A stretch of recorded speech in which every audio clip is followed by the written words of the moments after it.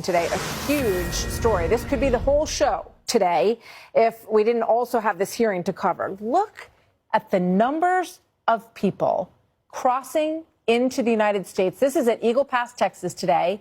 Thousands, record numbers, in fact, waiting to be processed into the United States. Sources telling Fox that in the last 5 days, there have been 45,000 encounters at the border in just the last 5 days. That is roughly the capacity of Yankee Stadium here in New York City. All brand new into the country to be processed, to be taken care of in a myriad of ways, as we have seen in New York. So flashpoint in all of this is in a lot of places, but it's also right here in New York. In Staten Island, residents there are fed up. They have protested a bus that brought in migrants to a shelter that was once an elderly care center in their neighborhood. And when this happened, things got heated. Police say that some got combative and disorderly. 10 people were taken into custody. This tension has been brewing for weeks.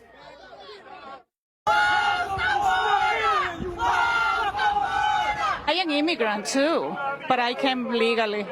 And it took me 15 years, and it's not fair. I'm here because I pick up my children from the school, and I have to step over migrants squatting in front of the school. I live 150 feet away from this building, and I'm concerned, yes. I have a daughter, we have people in our community who have children. People walk up the block to the main bus stop here.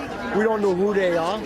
I mean, I can't imagine anybody who wouldn't feel that way if this was happening in their neighborhood. The last man was at the Staten Island protest last night. Republican Congresswoman Nicole Malliotakis represents Staten Island.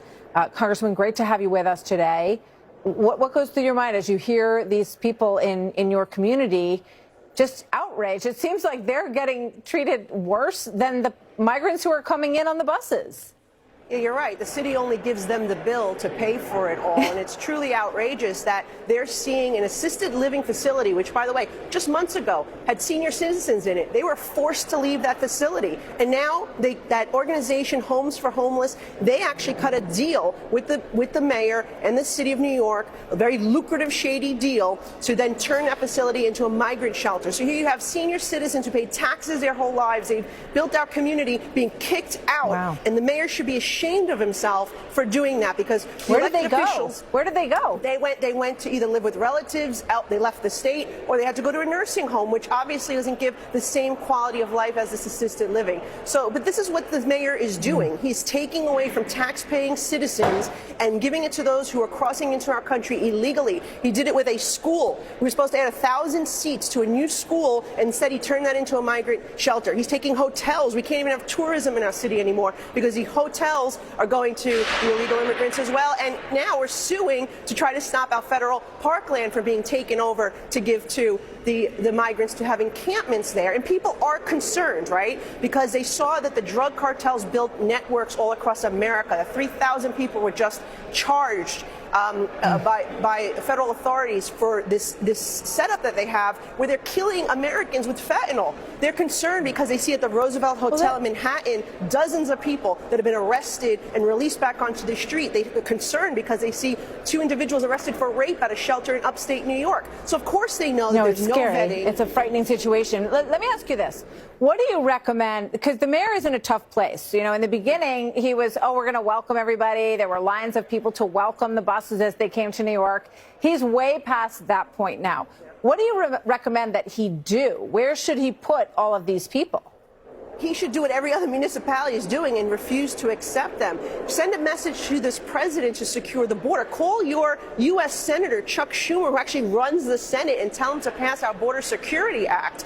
These are things that he can be doing. But by the way, no law requires the mayor to do this. He keeps saying the right to shelter decree in New York requires him to do it. That's just simply not true. That was intended for American citizens. By the mayor's interpretation, 8 billion people on the planet can come to New York City and would be required to house them. So he has to send that strong message that he's not going to accept any more individuals here. And by the way, the city could actually comply with detainer requests and work to deport those individuals who have been arrested in committing crimes. Think about this. They commit a crime, they get arrested because of Governor Hochul, the Democrats' bail reform. They're being released back onto the street. They go back to the hotel, and the taxpayers have to foot the bill for them to be so staying nuts. in a luxury hotel room. It's awful. It is insane. I'm not laughing. It's so absurd. It could be It's stopped today. unbelievable. It could be stopped today if we had the political will from the president to undo his executive orders and Schumer to pass our legislation. Yeah. It seems that it is an emergency situation at this point, so there is executive authority in emergency situations